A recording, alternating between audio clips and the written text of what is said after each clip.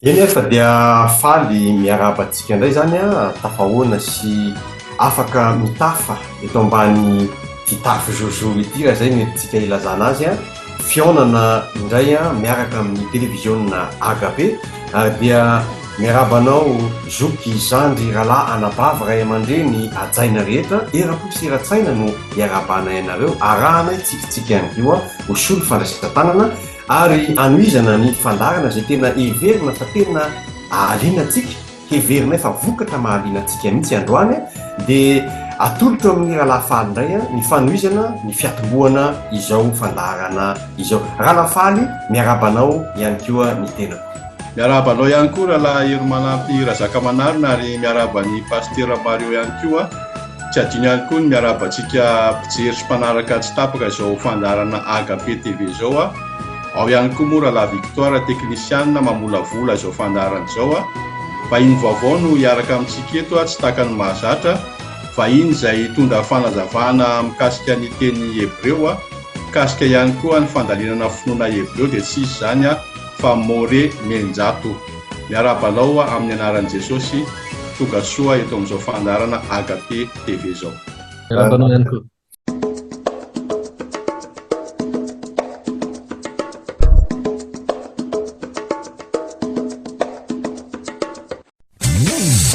teo amin'ny tontolo jiosy sy teo amin'ny tontolo kristianina sy teo amin'ny tontolo slamo nisy réveil spirituel atao hoe mouvement Askala zany a na siècle de lumière dia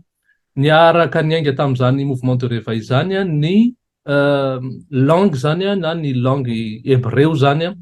dia lasa fiteny fampiasa andavanandro any Israel sy amin'ny faritry ny diaspora zany ny teny hébreu ka tsy langue morte intsony zany a ny hébreu fa lasa langue vivante ary moramora kokoa zany ny atakarana ny fahamarinandehibe ho an'ireo zay mpikaroka baiboly teolojiana mpampianatra baiboly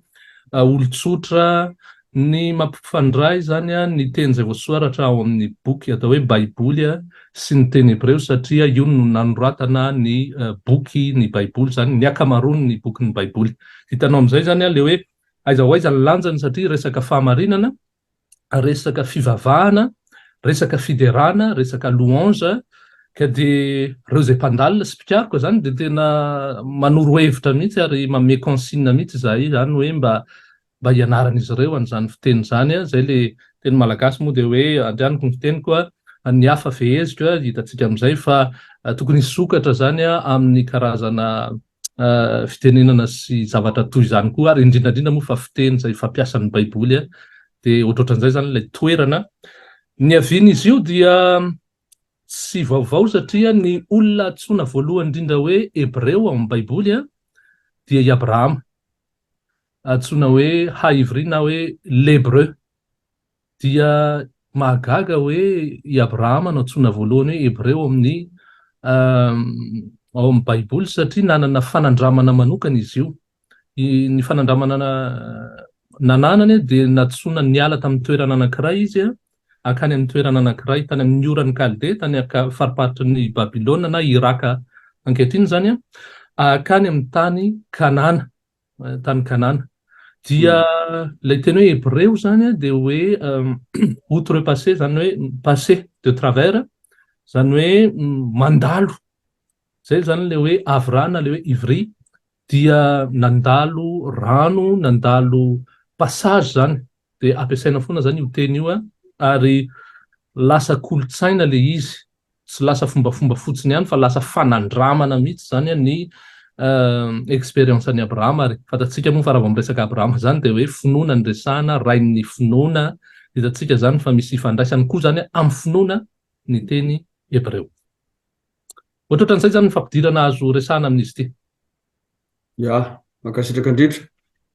dia toy ihany ny fametrahantsika fanontaniana fa ny andray zany tiako apetraka aloha manarara kely dia hoe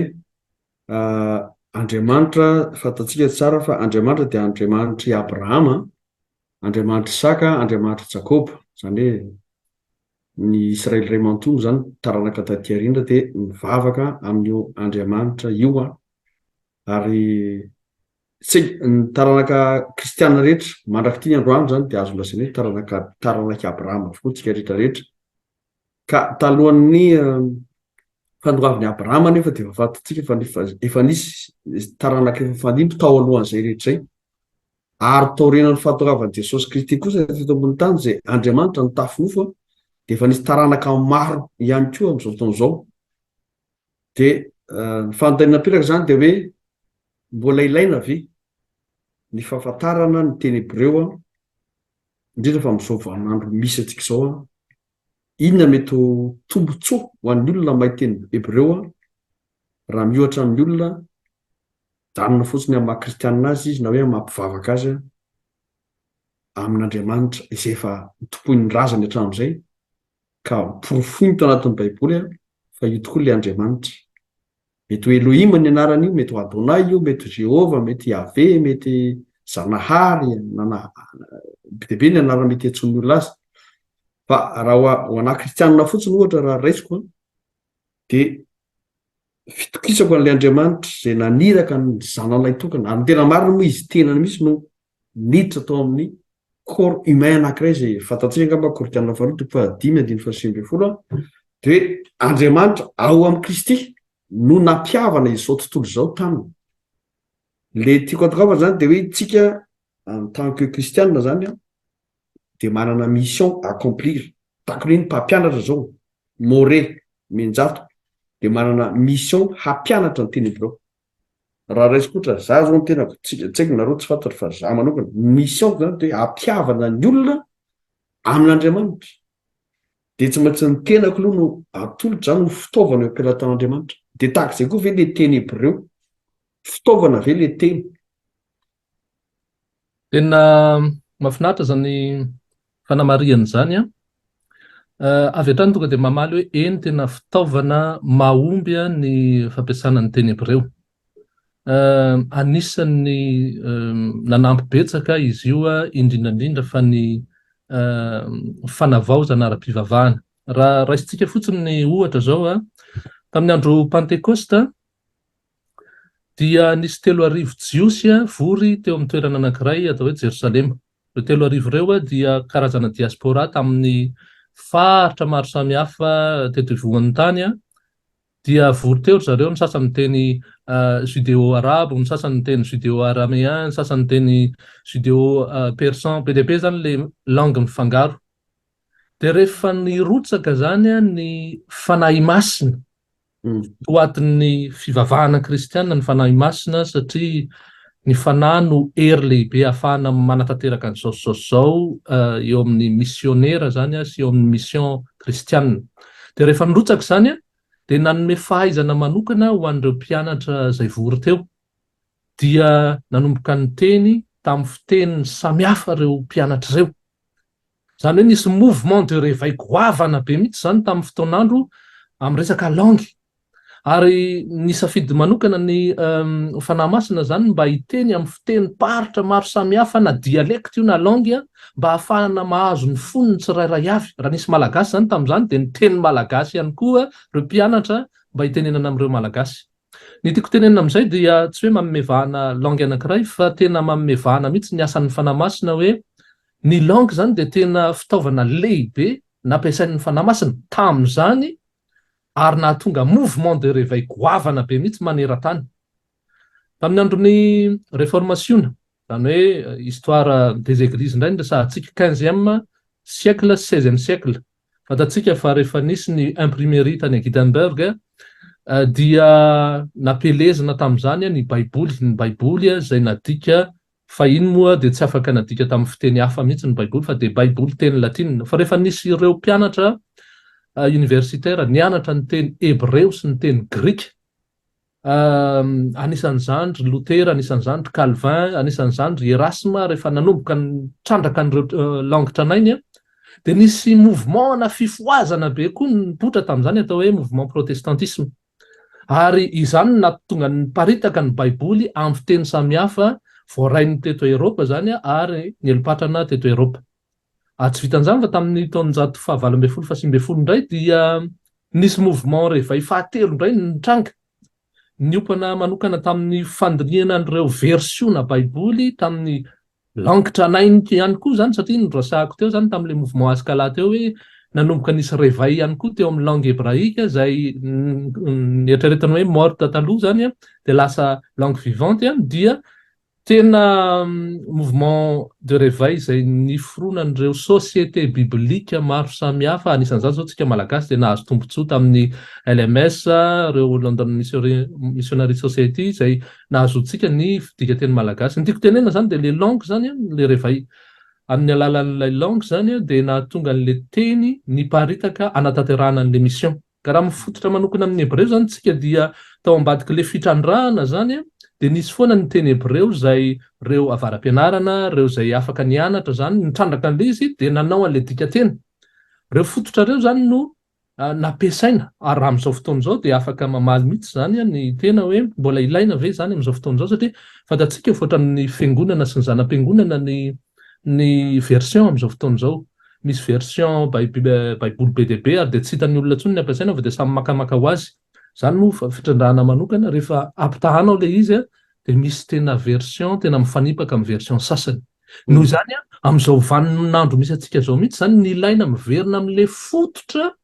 ho an'ny mpandalina, ho an'ny mpikaroka, tsy ny olona rehetra zany no tonga amin'izay stady izay satria ny baiboly ange azo vakiana ihany. Ny reo protestanta malagasy taloha dia namaky ny baiboly nazava taminy tsara ny hevitra tao fa indraindray zany misy teny tsipelina virgule zay ilaina fandalinana kokoa mba hahafantarana hoe inona marina ary ny tian'ity lazaina dia izay indrindra ny ilaina n'ilay miverina amin'ilay dika teny fototra ny hebreo, ny arameanina ary ny grika. Tsy nitsipihako teo moa fa ny testamenta taloha zany antsointsika kristiana hoe testamenta taloha dia amin'ny teny hebreo sy amin'ny teny arameanina zany no nanoratana anazy. Ny testamenta vaovao indray dia mizara roa, misy apahany amin'ny teny hebreo dia misy ny akamaroany amin'ny teny grika. Fantatsika fa nisy mpianatra mizara roa koa tamin'izany ny antsoina ny mpianatra tamin'ny asan'ny apôstôly toko fahenina zany misy mpianatra natsoina hoe hebreo. Samy kristianina ireo samy nino an'i Kristy, samy mpianatra talmidim kanefa nisy ny teny jiosy ny teny tamin'ny fiteny grika dia jiosy ny teny tamin'ny fiteny hebreo. Hitantsika le lanjan'izy zany na teo amin'ny fiangonana na amin'izao vanim-potoana misy antsika izao mba tsy savorotahana mihitsy fa mba ahatonga antsika koa zany ahafantatra misimisy kokoa ny sitrapon'ilay mpahary. Makasitraka. Eny ary mandidimandidy moa fotoana antsika asasakadiny na sady sisa dia mena antsika ary fitenenana sao dia misy ilay fitenena indray ary rahalahy hery manampy ary zaka manarina. Mamerina fiarabana moa zany dia fifaliana ho an'ny tena koa zany no mba mandray anjara mametraka fanontaniana ary misaotra ny rahalahy vahiny eto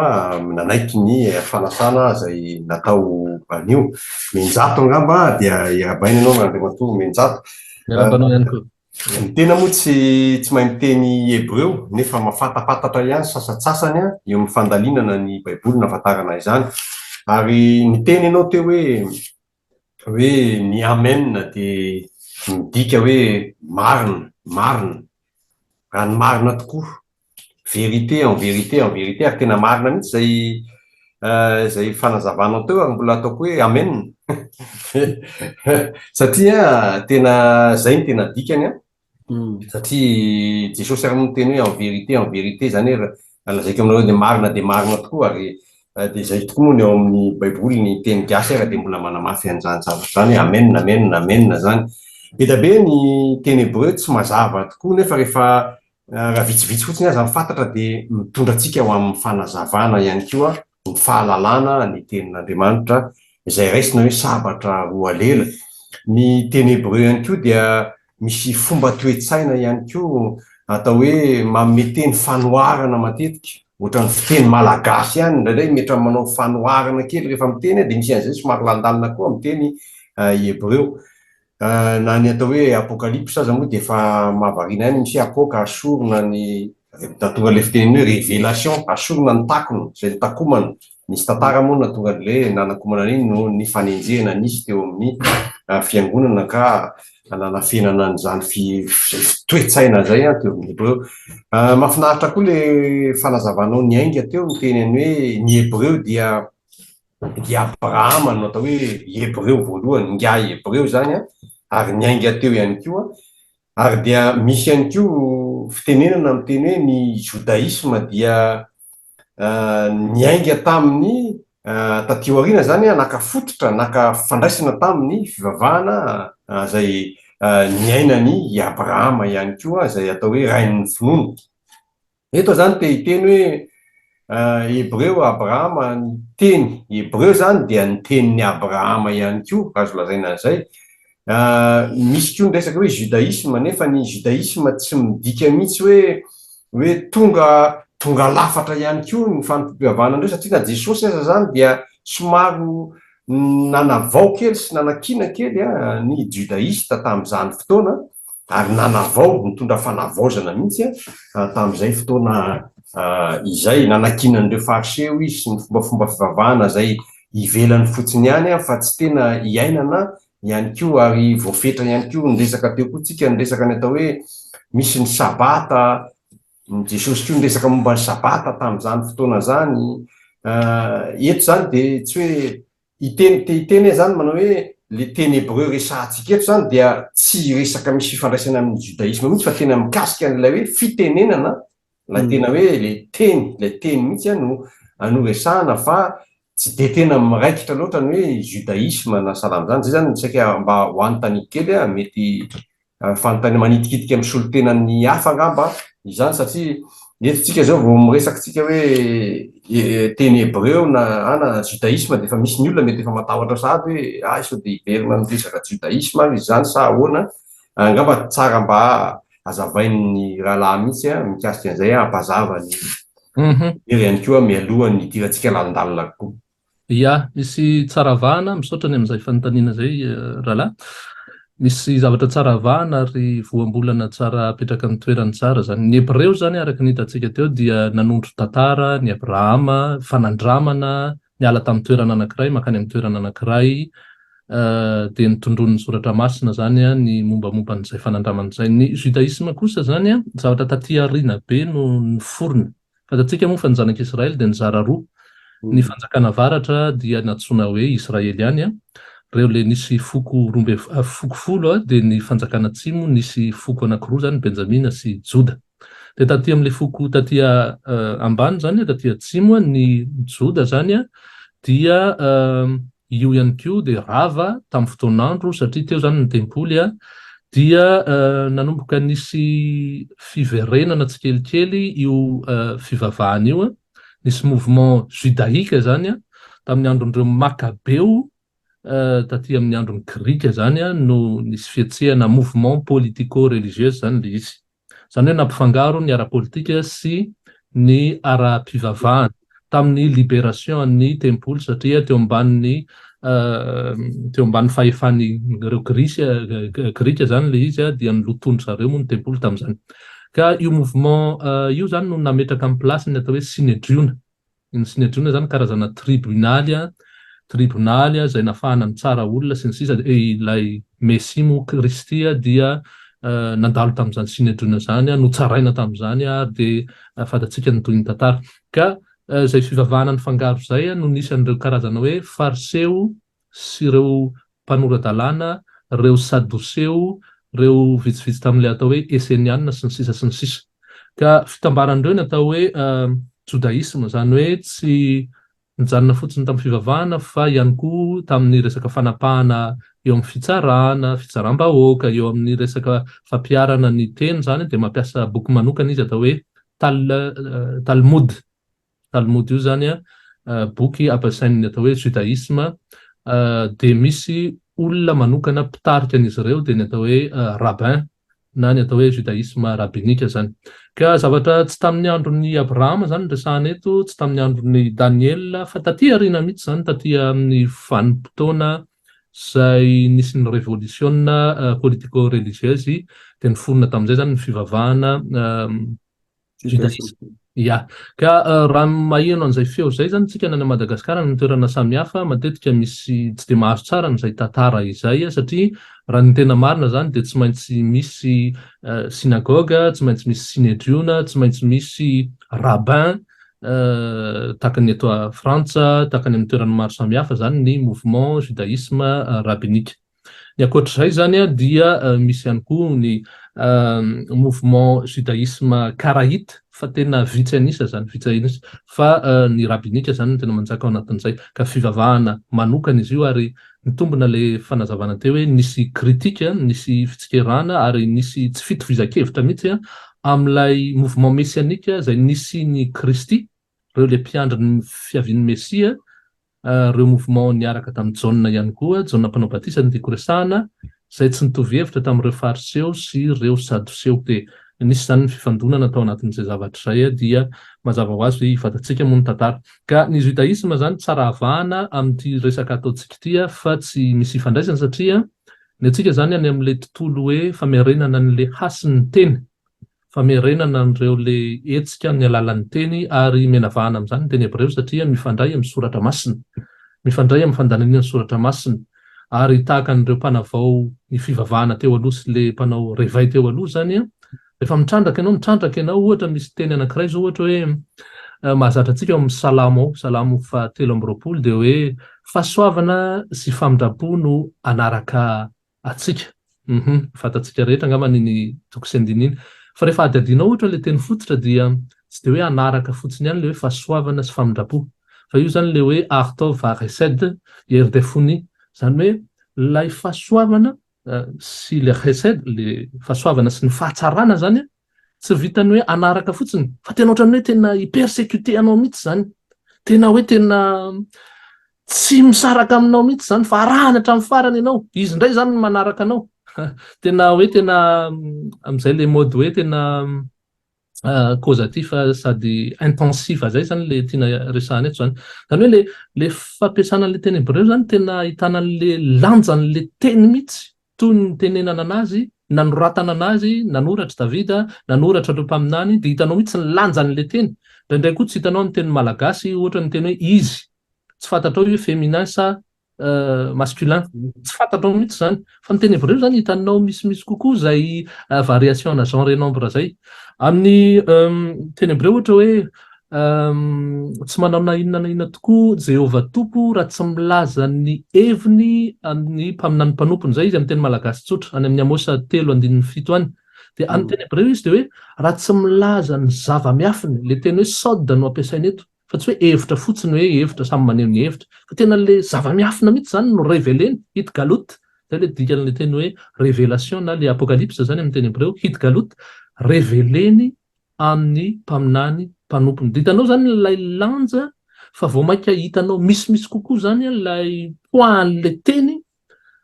manoloana n'ilay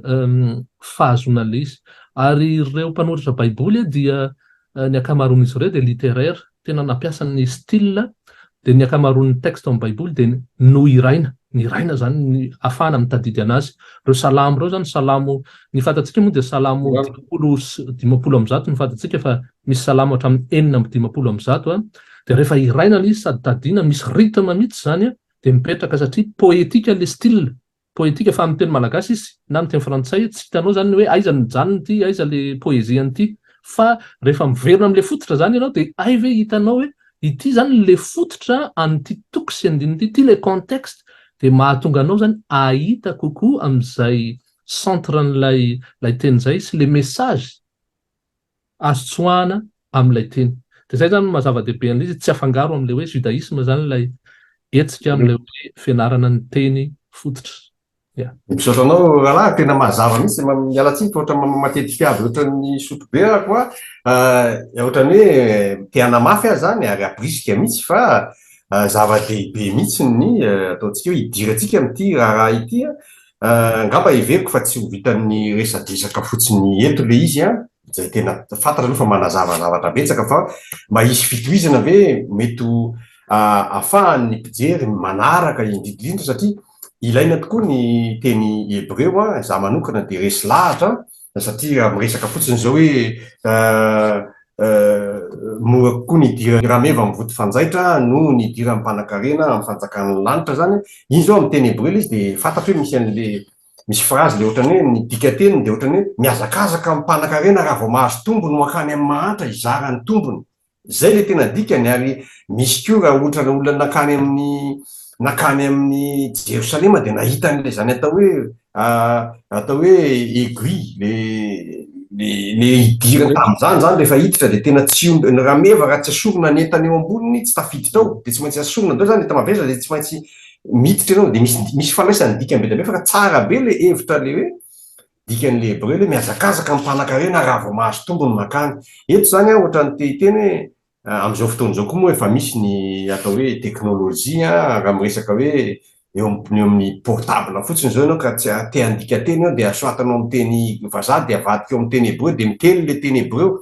fa tsy fantatrao fotsiny zany hoe raha miresaka ianao de mety fa tsy fantatra fotsiny inona ny tena tiany ambara raha eto zany mba maka baiboly zany de soratako eto de mivoaka le teny hebreo fa tsy fantako le teny fototra sy le arena n'ilay teny ahafahana araky tena hoe mampiteny an'le hoe arena mihitsy ahafantarana ny tena hoe inona ny tiana ambara ary aiza mihitsy ny tena lalina fa tsy aty amin'ny safosafo be mantsina fotsiny no resahana aiza hoaiza mety fitohizana ary ohatra hoe raha mianatra teny hebreo mikasika atao hoe misy moa fitenenana atao hoe raha ohatra zao anao misy ny teny frantsay de misy ny atao hoe teny frantsay scientifique misy ny teny théologique misy ny teny arakaraky le teny etondray zany raha miteny hoe teny biblika hebreo biblika mety ho sarotra be an'ny mpijery ve manaraka sa mba mety vetivety izy de mba mety mba mahay samy te ahay daholo aiza mety misy fampanantenana mety azotsika hitohizany resaka tahaka an'izao amenao fampanantenana na hoe famparisihana hoe tsy zava-dehibe mila diplôma be iny izy ty fa mba hoe mba mianatra kely de fa mba lasa mba tojo am'ilay tanjona hoe mba afaka mandalina amin'ny anaran'ny teny hebreo mandritra ny firy andro ia ny mahafinaritra antsika malagasy dia tsika manana tombontsoa manokana antsika malagasy satria nanana tantara koa tsika ary vao tsy ela moa tsika nakalaza ny fahaleovantena ary zava-dehibe zany tsika malagasy de manana fifandraisana amin'ireo firenena semitika ary maro amintsika no ny fiaviny malagasy zany avy amin'ireo fahatra arabo sy ny fahatra hebreo ireo hatramin'ny fitenitsika ary dia misy ifandraisany be dehibe ny amin'ny teny hebreo ohatra zao miresaka tsika hoe sira na hira zany teny zany zao de hitanao amin'ny salamo daholo zany teny zany ny sira zany na ny hira hoe de hira zany de sirima zany no fiteny ampiasainao zany hoe tsy mifanalavitra amin'ny teny hebreo zany ny fitenitsika ny teny hoe sabotsy zao tsy mifanalavitra amin'ny teny hebreo saboto na sabata zany ny teny vary efa meko exemple foana zay teny zay hoe mihinam-bary io nge ny vary ange amin'ny hebreo zavatra fihinan'ny hebreo koa ka hoantsika malagasy samy manana avantage manana tombontsoa hianatra an'izy misy kokoa satria efa raha manoratra atsika malagasy zao dia raha ny tena marina de avy any amin'ny droite makany amin'ny gauche fa taty aoriana moa zany no nisan'ny fahatongavan'ireo fiteny latina sy ny europeana de lasa mivadika le izy fa ny tena marina nanana fomba fanoratana droite makany amin'ny gauche koa ny malagasy ka ny mahamora an'le izy ho antsika malagasy de misy vocabulaire maromaro zany efa anatitsika ao dia mampifandray an'le izy fotsiny isika dia mba hanampiana antsika amin'izay zany no antony mihitsy ny nanaovana an'le présentation hoe manomboka amin'ny septembre zany dia misy isokatra indray zany rentrée en septembre momba ny fianarana ny teny hebreo mizara roa izy io misy ny fiteny hebreo moderne zay ampiasaina amin'ny firenena ifampiresahana conversation sesisy de misy ny fiteny atao hoe hebreo biblique zany hoe littéraire zany ahafahana mitrandraka ny baiboly misy tompon'andraikitra anankiray miaraka amiko amin'ny fanatanterahana an'izany amin'ny septembre zay omenantsika moa ny atsipitsipriany andininy zany fa de ao anatin'ny ray taona zany de nitanjona de mba ahatonga ny olona anankiray ahay amaky ny teny hebreo sy mahazo ny teny izay vakiny miaraka amin'ireo point virgule sy ny rehetrarehetra zany. Tadiditsika mantsy Kristiny teny hoe mandrapafoana ny lanitra sy ny tany dia tsy misy na iota anankiray aza ho foana, iota anankiray. Iny iota iny le kely indrindra amin'ny teny hebreo. Iny iota iny dia mira mahafinaritra amin'ny hebreo dia misy nombre foana correspondant amina lettre. Ohatra zay iota zany ny correspondant amin'ny lettre 10. Dia ao amin'ilay tendron-tsoratra iray amin'ny lalàna zany ny iota ny 10 zany tsy ho foana mihitsy. Na oviana araka ilay teny eo. Dikan'izany dia hoe rehefa mianatra amin'ny teny hebreo na isika ny fomba nitehirizan'ny olona ny teny hebreo mantsy dia nisaina le izy. Efa tapitra le page anankiray dia isaina le izy dia hoe zao nisan'ny le izy ery ambany ery dia misy chiffre foana zany. Fomba nampiasain'Andriamanitra zany zay hitehirizana ny Baiboly satria nisy koa ireo fahavalo te hanapotika amin'ny Baiboly hatrany hatrany tamin'izany. Ka misy zany ny vidéo izay efa nataoko tamin'ny teny malagasy, maromaro izy ireo. Afaka amenantsika ny référence-n'izay ao amin'ny chaîne YouTube zany misy vidéo ny anarany dia hoe Mereshit.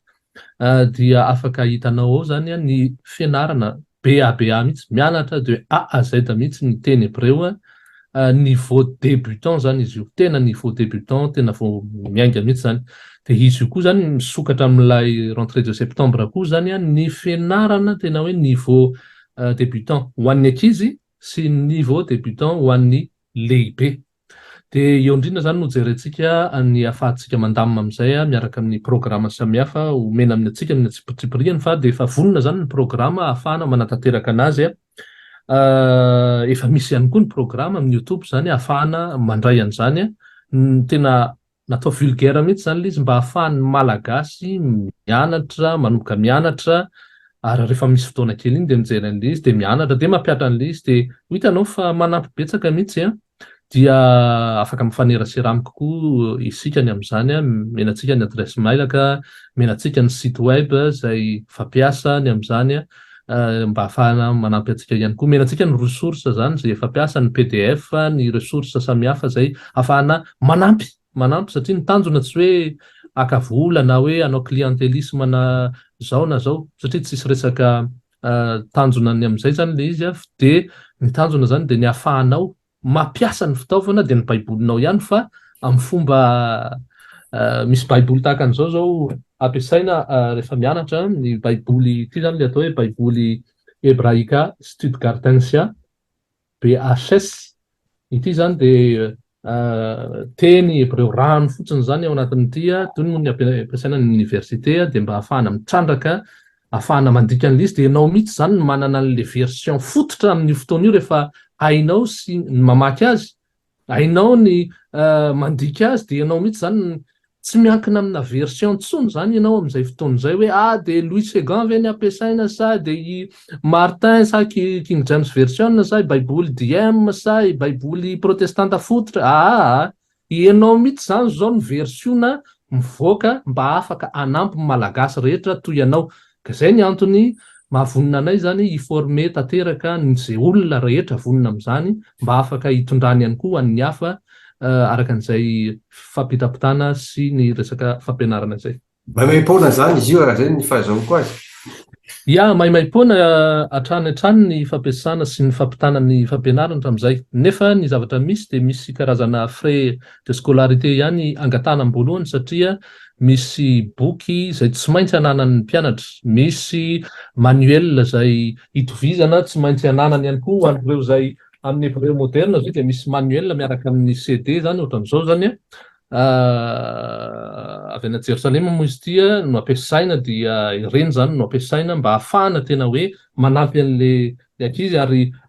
satria avy any Jerosalema le izy dia avy any zany no ividianana an'izy ka zany efa ao anatin'ilay frais de dossier amin'ny voalohany zany fa ny ankoatr'izay tsy misy hoe collage isam-bolana na isa-telovolana tsy misy an'izay zany. Tsy aritra kely ka lafa azafady fa verimberina za fa ny teny hoe matetika avy teo ka zataiko ianao fa verimberina matetika fa matazana sary eo aorinanao io ngamba le atao hoe menorah. Tena hainao mihitsy, hainao. De zay zavatra zay ohatra ny hoe tiako tsara ve azavaina amin'ny olona kely, inona ny antony nanaovana an'io aorinanao ao? Ia, tena mahafinaritra zany tsy tonga ho azy ny nampiasiana ny menorà io, satria ny menorà dia fitaovana nampiasaina hatrany hatrany mitondra jiro ao amin'ny taloha moa izy dia nampiasaina tamin'ny fitoerana atao hoe fitoerana masina na tabernakely. Dia io zany no jiro mandray sy manaparitaka ny fanazavana. Isan'andro dia arehatry ny mpisorona io menorà io. Isan'andro zany dia mandrehitra an'io. Ny tiana holazaina amin'io zany dia misy devoir quotidien ihany koa rehefa misy an'io jiro io zany ao aorianao. Isan'andro. Ny fianaran'ny teny hebreo tsy vitako sendrasendra. Maro ihany nefa niezaka hoe hianatra nanome promesy hoe hianatra fa rehefa tsy nipratique ny quotidien le izy dia very. Ohatran'ny baiboly, ny baiboly rehefa tsy ampiasainao dia very le fahalalana zay azo zany, dia io zany mila trandrahana, tohizana. Dia zay zany zavatra anankiray hita avy amin'ny menorà io hoe mitondra hazavana ary tsika kristiana moa dia voalazan'ny baiboly ihany koa hoe ianareo no fahazavana zao tontolo zao. Tokony hitondra fahazavana zany. Ary ny ambadika an'io ihany koa dia le hoe le isa 7 ny isan'ireo jiro ireo dia maneho an'le hoe misy travail quotidien isan'andro zany dia ilaina mitondra an'izay fahazavana zay. Zay zany anisan'ny zavatra anankiroa hazavaina manoloana an'io menorà io dia mbola miasa koa moa zany rehefa amina kolotsaina amin'izao fotoana izao le tsy haiko na efa maro aminareo no efa naheno an'le fety atao hoe Hanouka eo amin'ny jiosy zany dia fety manokana fête des lumières izy io matetika 25 novembre zany hoe ray volana mialohan'ny Noël zany no ampiasaina io fotoana manokana io zay nitantarana an'le niresahako teo zany hoe mouvement tamin'ny fanafahana ny jiosy, mouvement de libération tamin'ny fotoana zay nanjakan'ny fanjakana grika no nisin'izay mouvement zay. Dia matetika zany ampiasaina izy io. Ia. Symbole zany izy io. Misaotra betsaka ny fanazavana zay more menjato fa ny azy ny fantaniako dia hoe kiasan'le fitaovana ampiasaina moa zany mazava azy eo ny baiboly izay tsy afaka miala satria resaka teny hebreo moa ny resantsika fa efa voalaza koa ny filazantsara ny Jaona toko voalohany andiny voalohany fa ny tamin'ny voalohany ny teny tsy le teny hebreo ny resahako eto indray zany fa io moa ianao manazava ny teny hebreo fa ny azy zany le teny fototra mihitsy le teny amin'Andriamanitra azy hoe tamin'ny voalohany ny teny ary ny teny dia tao amin'Andriamanitra ary ny teny dia Andriamanitra. Dia eo aho zany no tena tiako hifotorana tsara satria izay rehetra nandray azo izy ny tena Andriamanitra dia nomeny hery nandray an'le teny zany ary io teny io rehefa raisina dia tsy raisina amin'ny tanana akory na raisina amin'ny maso fotsiny hoe mamaky teny fa tena raisina ao anatin'ny fo. Zay le hoe mandray an'i Jesosy zany no tompo sy mpamonjy, mandray ny fanahy masina, mandray zay le hoe fahazo hery ianareo mila tsara fanahy masina ianareo dia ho vavombelona. Dia le fitaovana tiako atokavana zany hoe tsy hoe manao négligence ny menorà akory, mbola misy koa ary ny mampiasa lakroa, mbola misy mampiasa sarivongana, mbola misy mampiasa be dia be ny fitaovana ampiasain'ny olona. Fa amaranako ny teniko angamba dia mikasika an'ilay teny tamin'ny voalohany hoe Andriamanitra mihitsy ilay teny dia Andriamanitra koa mitady zany ny tena mpivavaka aminy. Zany hoe misy zany ny mpivavaka arak'ilay voalazany hoe misy tsapatsapa fotsiny te andro hebreo fa rehefa ny an-dalana eny tsy manaja an'le lalàna sy le fitaovana rehetra izay ampiasaina izy dia lasa ohatra hoe velon-dalana ve sa tsokan-dalana satria tsy arana izy fa misy rituel na hoe misy fombafomba tsy maintsy arahana zany. Dia ny tiako atokavana zany le tenin'i Jesosy miresaka tamin'le Samaritana vavy izy tao amin'ny fanjakan'ny Sikara manao hoe ianareo izy mivavaka amin'Andriamanitra izay tsy fantatrareo fa izahay mivavaka amin'ny Andriamanitra izay fantatrareo. Zany hoe tsika zany raha lasana vavy dia mila mamantatra iza marina amin'ny Andriamanitra ivavahantsika. Le teny foana io verenako fa Andriamanitra dia mitady ny tena mpivavaka hivavaka aminy amin'ny fanahy sy fahamarinana. Zany hoe fanahy io zany dia fanahy tsy tamaso fa fanahy masina mazava azy miaraka amintsika eto izy ary ao anatintsika izy satria tsika tempolon'ny fanahy masina. Dia le teny zany tiako atokavana dia ny hoe le teny tonga nofo, le teny Andriamanitra mihitsy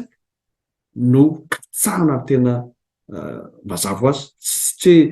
hoe teny feteny io fa fahamarinana ihany koa. Zay ny matoan'Andriamanitra zany teny mitady ny tena mivavaka izy hivavaka amin'ny fanahy sy fahamarinana. Jaona 4:24 moa no manamarina an'io Andriamanitra dia fanahy ka zay mivavaka aminy dia tsy maintsy mivavaka. Zany hoe impératif, condition sine qua non mihitsy zany hoe tsy maintsy mivavaka amin'ny fanahy sy fahamarinana. Dia eo zany tsika le tsy verivery intsony hitady version Louis II ve sa Martin sa King James sy sisa fa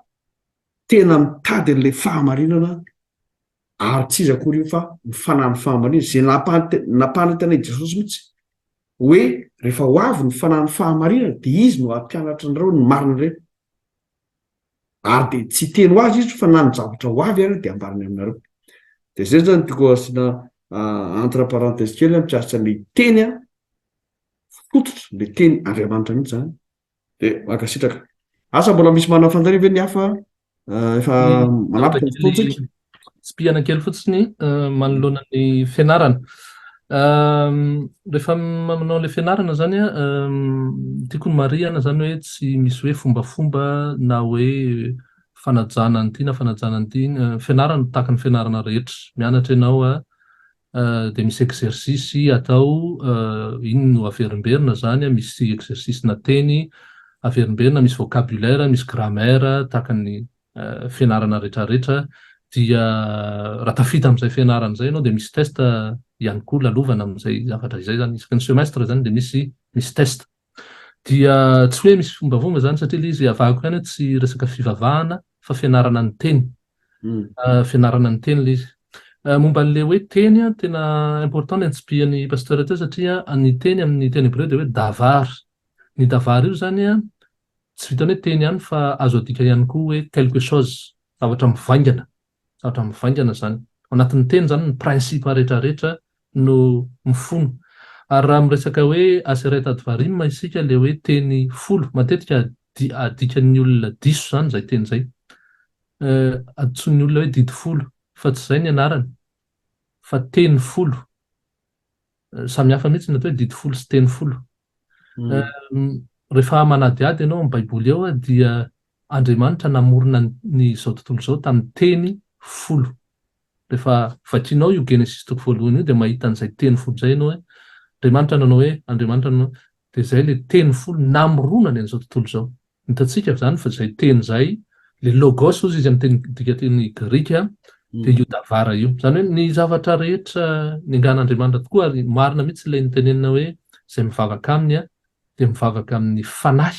sy fahamarinana. Izay ilay amen na ilay emet niresahantsika teo. Hitantsika fa tsy mifanalavitra mihitsy zany ny teny, ny baiboly fa nisy mpianatra anankiray atao hoe Petera. Rehefa nanontaniana hoe ianao io nge ohatran'ny namany ihany koa ianao, naman'i Jesosy zany tiana tenenina dia za tsy namany ozy izy. Nandaha foana teo zany Petera dia toa ny fiteninao no milaza fa tena mpianany ianao sady namany. Zany eo amin'ny fiteny ampiasaintsika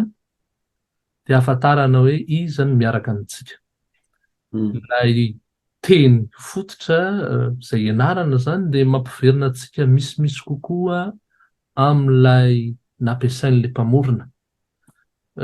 Tany am-boalohany tokoa izy dia efa nametraka ny zavatra rehetrarehetra, ary any am-boalohany ary izy dia efa ilay Jesosy na ilay Kristy no efa sady miseho. Vao mamaky ny teny voalohany zany ianao dia efa mahita sady an'ilay teny hoe bara. Dikany hoe bara dia hoe fils d'Elohim. Bereshit bara dia hoe fils d'Elohim. Any amin'ny dika teny voalohany Genesis toko voalohany andiny voalohany ianao dia efa mahita sady an'ilay logos na ilay zava-dehibe zany ny tena fianarana izy io. Tsy ampy-mony fotoana ivelabelarana fa dia juste ohatrany hoe manome avant-goût antsika fotsiny ary rehefa manadiady isika dia hitanao fa misongadina foana eo amin'ny dinidinika atao rehetrarehetra ny fitrandrahana ny teny fototra zany manampy betsaka ka dia tombontsoa izy io. Raisoa tombontsoa ary izay ngamba no tena ampitaina amintsika hoe raisoa tombontsoa indrindra fa ho antsika malagasy. Mankasitraka. Eny ary eto ampamaraparanana ny fotoantsika aiza ny fanontaniana manaraka ary sao dia mbola misy te hametraka fanontaniana alohan'ny ambarantsika. Mahafinaritra fa ny atao hoe misy tsisy fandraisana zany am'le hoe afa-baraka koa ny afa-baraka de midika hoe tsy very zanany zany hoe tsy very tsy zanaka tsony ve le afa-baraka amin'ny teny gasy sa tsisy fandraisany mihitsy an'izay. Icabod ny anaran'izay amin'ny teny grika icabod hoe afa-baraka satria eo ntsony le cavod le voninahitran'Andriamanitra icabod. fa le baraka zany raha azoko tsara voninahitra le izy io raha tsy diso sa Le baraka maromaro no azo ilazaina anazy misy hoe voninahitra ihany koa fa ny voninahitra ampiasain'ny hebreo zany de hoe kabod mihitsy zany poa ohatrany hoe lanja. Raha izany zany eritreretina tena hita mihitsy misy karazany misy fandraisana teo amin'ny fihavanana ihany tokoa zany reto hebreo sy reto atao hoe arabo reto satria na eo amin'ny fomba fanoratana raha zany de efa mitovy ihany avy aty ankavia no makany avy aty ankavanana makany ankavia. Izay misy fifandraisana am'izay sa tena le fanoratra taloha mihitsy tamin'ny toe-tsaina taloha mihitsy ny avy aty ankavanana makaty ankavia satria ohatry mitovitovy le izy amin'ny resaka baraka koa zao de misy an'izany keo ny baraka koa misy an'izany amin'ny teny arabo ohatra na ny resaka hoe misy aloha Hosni Moubaraka zao tsy haiko président egyptienne angamba izy le novonoiny olona Hosni Moubaraka baraka ohatra ny teny arabo baraka. Oika io ny teny arabo sy ny teny hebreo zany dia ohatrany hoe cousin satria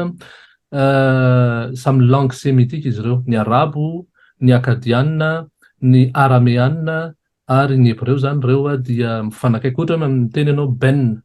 izy amin'ny teny hebreo zany hoe zanaka fils zanaka lahy zany, de amin'ny teny arabo izy hoe ibn, tsy mifanalavitra fa ibn. De le baraka atao zao dia avy amin'le hoe barour na le bénédiction zany, bénédiction. De io no nalain'ny malagasy le teny hoe el hadi ohatra hoe alahady, el hadi, alahady, altinay na alatsinainy na altalata reny, alzoma amin'ny coran ohatra mampiasa an'izany zoma zany zany hoe tsy mifanalavitra mihitsy zany ny amin'ny teny hebreo sy ny amin'ny teny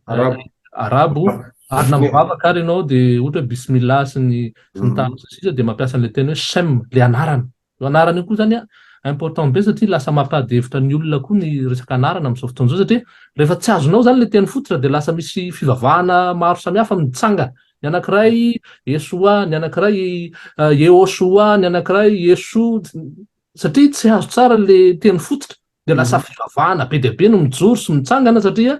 tsy nanararoatra n'le fotoana tokony ianarana zany reo mpitarika fivavahana, fa raha nianatra ny mpitarika fivavahana ka namakafaka de azo antoka fa tsy nizarazara be toy izany ny ao anatin'ny tontolon'ny atao hoe hebraisme sy ny VDB moa ny anarana antsoina anazy any amin'ny toerana samihafa any de mampalahelo satria le fizarazarana indray misy fa tsy le firaisana zany nefa de tokony hivohy ny firaisana. Misy teny arabo kely mba fantatro zao de hoe barakalofika. Barakalofika zao de ny teny hoe hotahin'Andriamanitra ianao ny dikany de hitako mihitsy ohatrany hoe tena marina le lazainao fa mieritreritana eto hoe le teny ve le teny anisany ve ny safidianan'Andriamanitra ho vahoakany mihitsy ny hebreo ve na de anisany nakany aza lay ataoko hoe lay atsaranana lay arenany lay teny lay fiteny ny arenany lay fiteny satria hitatsika indray misy ny raha miresaka zao hoe ataoko hoe gematria angamba ny teny lazana azy hitanao le tiako resana le hoe am'le teny zao manao an'le hoe Yahvé zao de misy an'le any de misy ohatrany hoe misy lanjany teneniny ohatrany hoe Yahvé de misy raha jerenareo zany le tétragramme zany de misy hoe 26 ny totalin'le izy de 10 plus 5 de plus 6 plus 5 de manome 26 de aveo misy ampifandraisiny ray iny am'le teny hoe Jesosy de ahitany fa misy mitovy le lanjany zay le zay lanjana hoe le atao hoe le arenana zay teny zay hoe anisany ny antony ihany koa mety ny eritreretiko zany nandefasana ny safidianany ny Andriamanitra ho vahoakany reo ary natokany hoe Jesosy nanino Jesosy no tena hoe hebreo ihany koa izy fa misy antony manokana be satria ao ny itondrana an'le tenin'Andriamanitra mba hazavako feno arena arak'izay tena anaparitahana sy ny dika teny araky ny lazainao teo zay tena mahasaka sy mahavariana ary mahatalanjona tokoa mikasika an'ilay hoe teny hebreo sy ny teny fototra tena manazava n'ilay tenin'Andriamanitra araka ny tiany anambarany azy. Misy zavatra mahafinaritra anankiray azo tsoahana amin'ny teny hebreo ohatra zany zao ny alavan'ny fehezanteny amin'ny teny hebreo zany atao hoe mo na teny vitsivitsy fotsiny dia efa afaka mahalaza zavatra be dehibe. Ny afoezan'le teny zany dia efa zava-dehibe. Amin'ny teny frantsay izy, amin'ny teny anglisy izy, amin'ny teny malagasy mbola lava be ianao mi-exprimer maneho hevitra anankiray, nefa amin'ny teny hebreo zany fohy kely izy dia efa tafiditra ao anatin'io daholo ny nom, genre, ny rehetrarehetra. Ao anatin'ny matoan-teny anankiray tafiditra ao daholo na ny pronom, na ny sujet, na ny objet.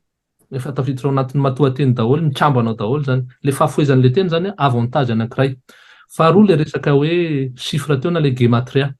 Marihana fa tsika tsy mampiasa an'le méthode atao hoe kabalistika. Misy mampiasa an'izany zany hoe amin'ny alalan'ny chiffre izy no hitsaboana masinasy sy ny tariny, tsy mampiasa an'izay tsika. Fa nefa ny chiffre zava-dehibe ao amin'ny baiboly. Eny fa na dia ao amin'ny bokin'ny baiboly ary dia misy hoe nombre, chiffre, fanisana. Zany hoe zava-dehibe manao dénombrement zany ny isa zany zava-dehibe ao anatrehan'Andriamanitra. Ohatra zao hoe aoka izay manan-tsaina ozy izy anisa ny isa an'ity fanjakana anankiray ity any amin'ny boky farany amin'ny baiboly. Zany hoe ny isa zany mifandray amin'ny anarana. Zava-dehibe zany ny fikajikajinan'izay rehefa tena mandalina ianao. Tsy ho an'ny rehetrarehetra moa zany fa dia hoe rehefa tena mandalina ianao dia tonga amin'izay. Ohatra anankiray zao ohatra ny teny hoe Davida. Io teny io dia teny anankitelo izy eo. No ny foronina Davida zany dia hoe Dalet Vav Dalet. Teny anankitelo dia manome ny chiffre 14. Zay fotsiny zany tadidiana chiffre 14. Dia rehefa manady adiny Matthieu toko voalohany ianao miresaka ny généalogie-n'ny Matthieu, généalogie na ny tetiarana spesialy dia hitanao fa mandeha tsy 400 rehefa hatreo amin'ny Jesosy ka hatrany amin'ny Davida. Dia ohatran'ny mampifandray mihitsy an'le resaka 400, isa 400 sy le royauté na le resaka hoe messie roi zany lay isa 400. Ary matetika zany rehefa misy kajikajy any amin'ny profesia biblika any dia io isa 400 io no mivoaka. Ny tiana tenena amin'izay dia hoe misy lanjany betsaka ny fampiasana ny chiffre zany atao amin'ny baiboly satria mandeha tsy fitofito ny teny ao amin'ny Genesis hatrany amin'ny Deutéronomie, le Torah zany mandeha tsy fitofito. Zany hoe multiple de 7. Nafahana ny tahirany io baiboly io zany hoe nisy latsaka ny teny eto na nisy nampiana ny teny eto dia tsy manome an'le chiffre exact zany izy. Zany hoe moyen anankiray fomba ny tazoman'Andriamanitra, ny tahirizan'Andriamanitra ny préservation de la Bible, le gematria na le fomba fanisana. Hatreo zany aloha ny zavatra azo ampiasaina amin'ny sapam-pianarana io. Fa le fianarana ray taona zany dia tena hoe resaka initiation mihitsy aloha, mianatra mamaky. Dia io zany ampiasaina isaky ny zoma hariva zany dia misy fotoana fahafahana mampiasa ohatra hoe mianatra texte na louange le ankizy na le olon-dehibe dia mianatra midery izy dia mampiasa an'izany ampahafantarina anazy ny dikany. Raha mianatra mamaky teny koa izy dia mampiasa an'izany. Mianatra mivavaka izy tehilim zany le alleluia teo zao dia sady vavaka ny fiderana dia tena ampiasainy mihitsy zany. Maka texte fohy fotsiny izy dia manao fiderana izy dia hitanao fa mifandray amin'ny tontolo maro samihafa le izy ary azo ampiarina tsara mihitsy amin'ny fiainantsika. Mahaliana dia mahaliana ny fanazavana sy ny fandaharana ny rahantsika tamin'ny Mory Mianjato teto sasy dia sasy mbola itoy ny fandaharana nefa manapetra ihany koa ny fotoana dia isaorana ny tompo saotranao manokana Mory Mianjato tamin'ny fampianarana ny fanazavana izay nentinao teo nefa mialohan'izany raha misy zavatra farany fohy hanetananao ny mpiaino sy mijery ny TV AKP izay mbola tianao hanampiana ny fanetahana sy ny fanazavana zany kasika an'izany teny hebreo zany ny finoana hebreo zany mena 2 minitra ianao alohan'ny amararantsika ny fotoana.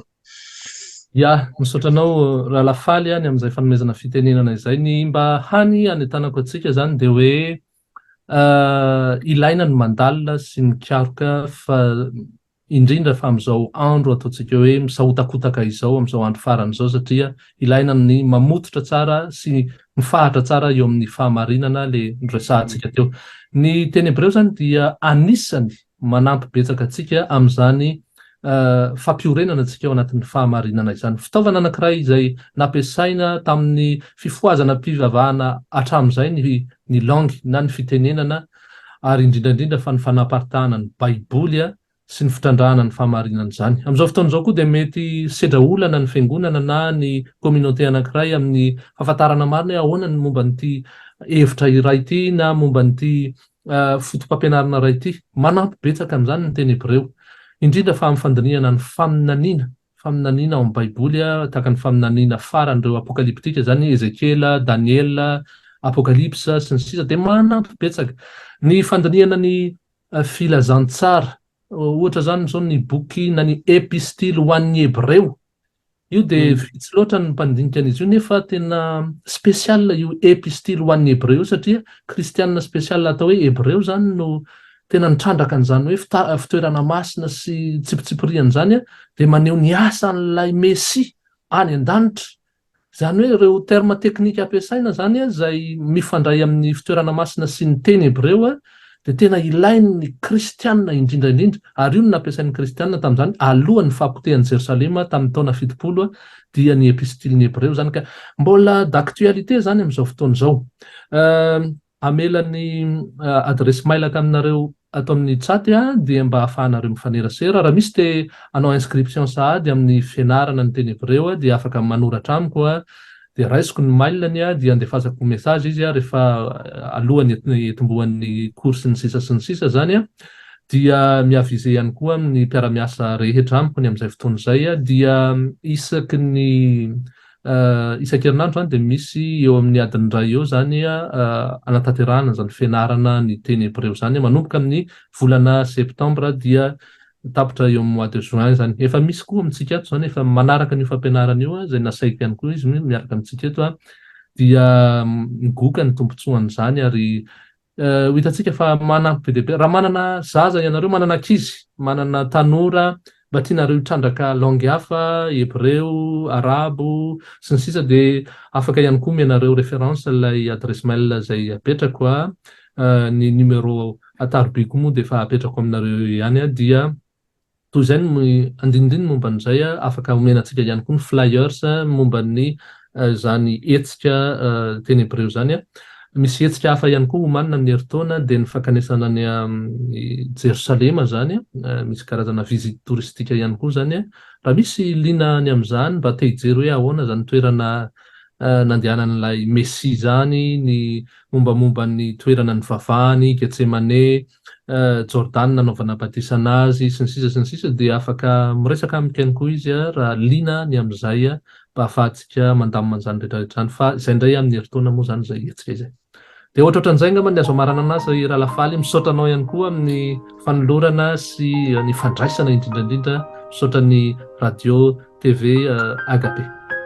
Mankasitraka indrindra More Manjato misaotra n'Andriamanitra lehibe natanteran'izao fotoana izao misaotra antsika rehetra mpiara-miasa ihany koa ny teknisianina ao ambadibadika ao manatotosa izao fandarana izao misaotra antsika mpijery rehetra ihany koa marihana fa izao fandarana izao dia mbola azonao iverenana jerena raha taraiky ianao vao tafiditra ao amin'ny YouTube na ny tranonkalan'ny Agape koa na Facebook-ny Agape inona fa santatra bavarany ihany ny androany More Manjato fa mbola iverina eto ianao anohy ny fampianarana malina dia malina ho iaho milohan'ny amarantsika fotoana dia mangataka ny rahalahy helo manampy ary